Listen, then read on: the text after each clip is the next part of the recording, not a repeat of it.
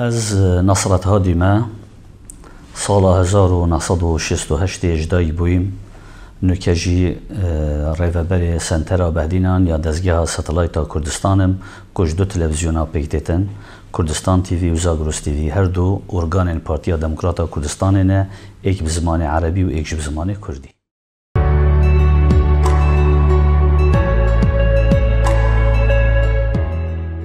پیشی از به تلویزیون اسما مستابم و پاشی از چوم تلویزیونی جی چونکه نوتو ایکی از تخرج بوی از من خواندن خویا خلاص کردی و از بوی ما مستاول نوتو دوی از هاتیم تلویزیونی کو ایکمین کس بوی مال سرشاشا خبات تلویزیون خبات در چوم کو دنگو رنگ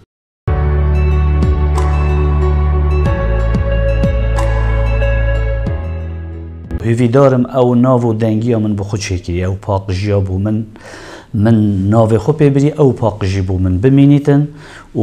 ام ببینین هشتا ام ساخ کو ولات مگه هشتا کنار آزادی گاوسا کو کیانه که سر بخوی سیاسی هبیتن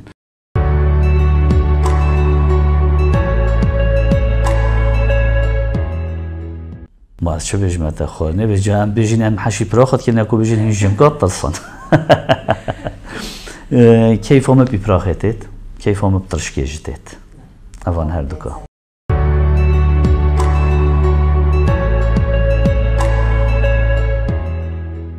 خوشترین روز جیانا من دادم کو سرهلدانه دست بگیری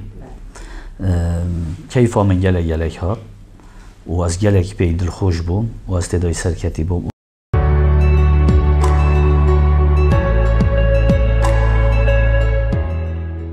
خوشترین روز جیانام دا گروپ 16 اکتبر بودم و کمدیتی هویت هنده بو کو جاره که هم گهینه کناره کیو جاره کدی او هویت مرش کرنه و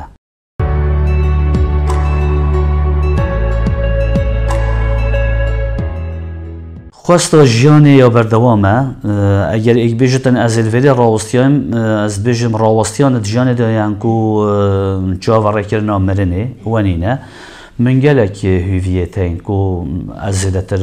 ناف پارتیا خدا پیش بکوم از زیادتر ناف ملت خدا پیش بکوم چشوری اکادمی بیتن چشوری پارتایتی و بجین دا صلاتا حکومت بیتن از حس که مکاره که جوی مصطلح بیت اوه طموحا منه و اوه خواستا منه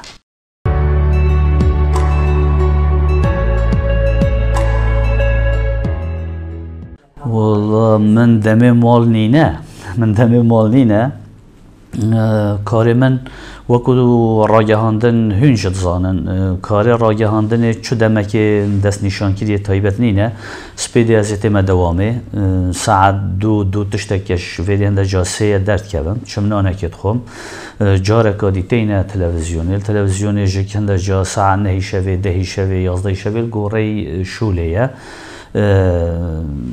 درد کردم شده و یان بو ماله یان هک جاره که وصا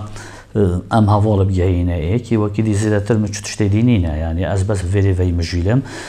تنی نکه حال حاضر از ماستر وی مجیلم از نام خود نویسم برای دو ماهی که علاقات ناف نتوی